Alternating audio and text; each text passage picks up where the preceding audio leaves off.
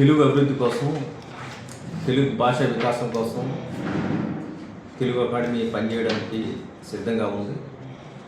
అందులో భాగంగా భాషా వికాసం కోసం చేసే కృషిలో భాగంగా తమిళనాడులో ఏదైతే వర్చువల్ అకాడమీ ఉందో ఆ వర్చువల్ అకాడమీ తరహాలోనే ఆంధ్రప్రదేశ్లో కూడా వర్చువల్ అకాడమీ పెట్టాలని మేము సంకల్పం. దీన్ని నేను లోకేష్ గారి దృష్టికి కూడా తీసుకెళ్ళడం జరిగింది, మంత్రి గారి దృష్టికి. మంత్రి గారు ఒక డీటెయిల్డ్ ప్రాజెక్ట్ రిపోర్ట్ ఒకటి ఇమ్మన్నారు. దీనికి సంబంధించి కూడా 100 కోట్ల నిధులు అడిగారు. తమిళనాడులో 40 దేశాల ప్రజలకి వాళ్ళ మాతృభాష మర్చిపోకుండా మాతృభాషలో విద్యాబోధన చేయాలన్న, అంటే విద్యాబోధన అంటే భాషని మర్చిపోకుండా పరిచయం చేయాలన్న ఉద్దేశంతో ఒక బృహత్ సంకల్పంతో వాళ్ళు ముందుకెళ్తా ఉన్నారు.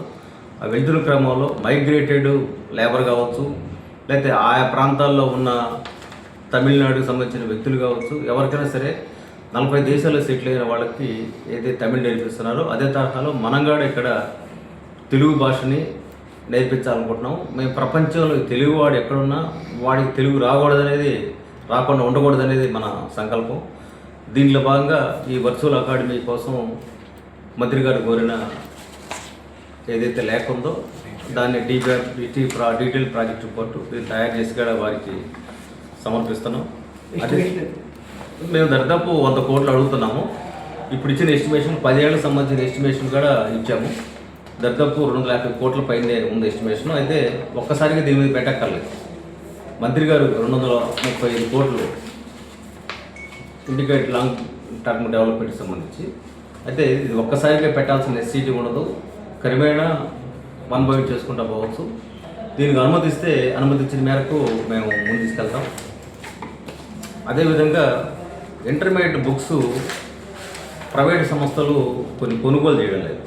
అయితే 2010లోనే దీని మీద ఉమ్మడి రాష్ట్రంలోనే జీవో ఒకటి ఉంది. ఆ జీవో ఇప్పటికీ ఫోర్స్లో ఉంది.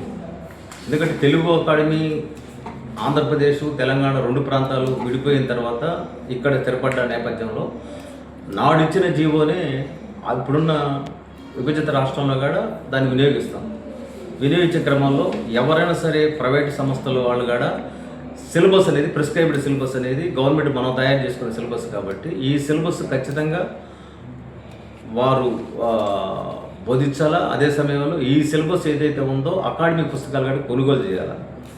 ప్రైవేట్ సంస్థలు భాష్యం కావచ్చు, నారాయణ కావచ్చు, చైతన్య కావచ్చు, అనేక సంస్థల్లో వాళ్ళు బుక్స్ వేసుకొని అవి మాత్రం నేర్పిస్తున్నారు మా సిలబస్ తోటే. కానీ మేమేం కోరుకుంటున్నామంటే మీరు ఏ బుక్స్ వేస్తారనేది మాకు సెకండరీ.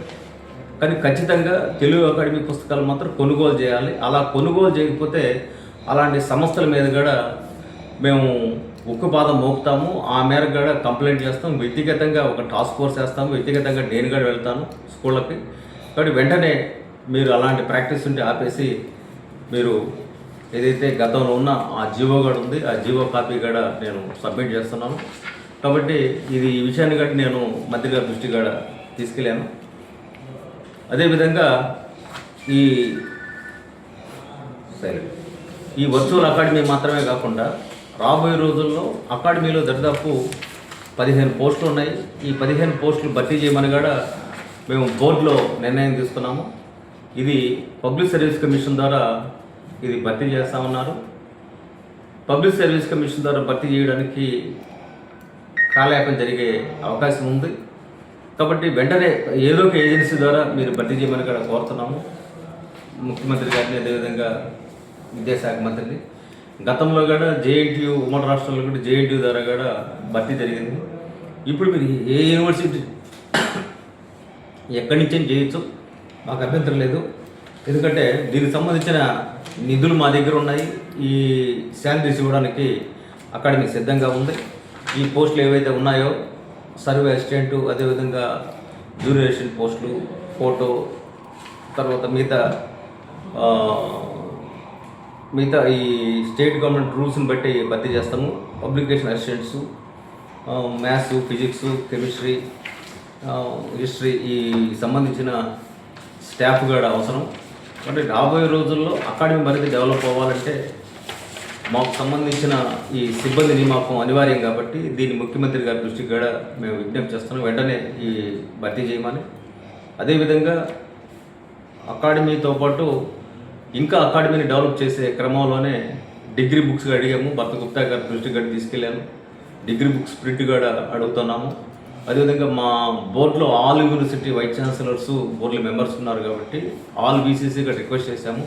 వారికి సంబంధించిన వర్క్స్ కూడా మాకు ఇమ్మని అడిగాము. మీ మీడియా ముఖంగా మరోసారి కూడా వైస్ ఛాన్సలర్స్ అందరినీ కూడా విజ్ఞప్తి చేస్తున్నాం. తెలుగు అకాడమీకి బ్రెడ్ అండ్ బటర్ అనేది పుస్తకాల ముద్రణే కాబట్టి ఆ ముద్రణ అవకాశాలు అకాడమీకి కల్పించాల్సింది కూడా విజ్ఞప్తి చేస్తున్నాం.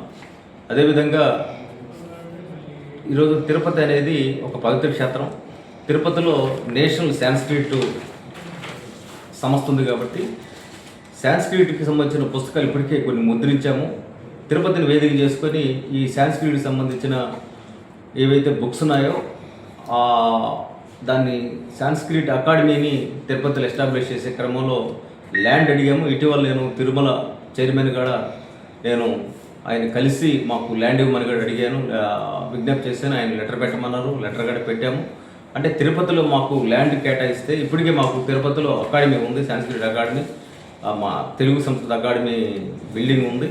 అయితే శాస్త్రీయ ప్రాతిపదిక మీద ఎట్టయితే ఇక్కడ సిఆర్డిఏ మేము 2 ఎకరాల ల్యాండ్ అడిగాము, అట్లాగే తిరుపతిలో కూడా ల్యాండ్ ఇస్తే శాస్త్రీయ ప్రాతిపదిక మీద సంస్కృతి అభివృద్ధి కోసం, సంస్కృతాన్ని డెవలప్ చేయడం కోసం ఆ ప్లాట్ఫామ్ను కూడా మేము సంస్కృత అకాడమీ అభివృద్ధి కోసం వినియోగిస్తామని కూడా ఈ సందర్భంగా తెలియజేస్తున్నాం.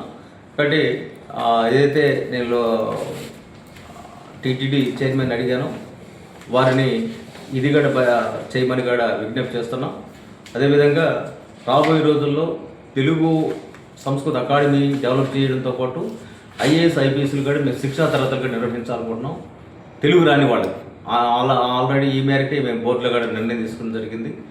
వీటన్నిటితో పాటు అకాడమీకి ఒక స్థలం మాకు కేటాయిస్తే మా దగ్గర ఫండ్స్ ఉన్నాయి, 15 నుంచి 20 కోట్ల వరకు ఈ బిల్డింగ్కి నిధులు మేము చేసుకుంటాం.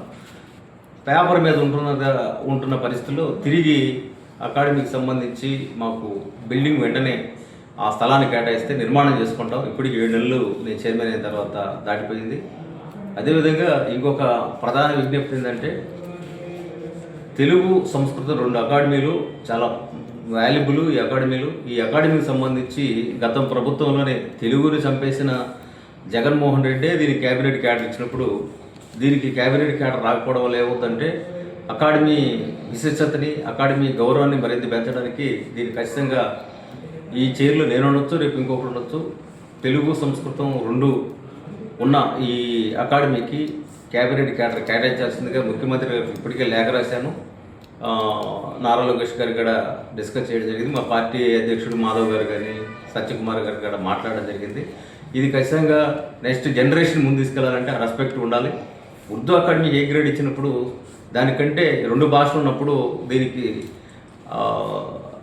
క్యాబినెట్ క్యాడర్ అవ్వడం అనేది అనివార్యం అనేది ఈ సందర్భంగా ముఖ్యమంత్రి గారికి కూడా నేను విజ్ఞప్తి చేస్తున్నాను. ఇంకా ఇతర అంశాలు ఏమైనా ఉంటే కూడా రాబోయే రోజుల్లో ముఖ్యమంత్రి గారి దృష్టికి తీసుకెళ్ళి పరిష్కార దిశగా తీసుకెళ్తాం. ఇప్పుడు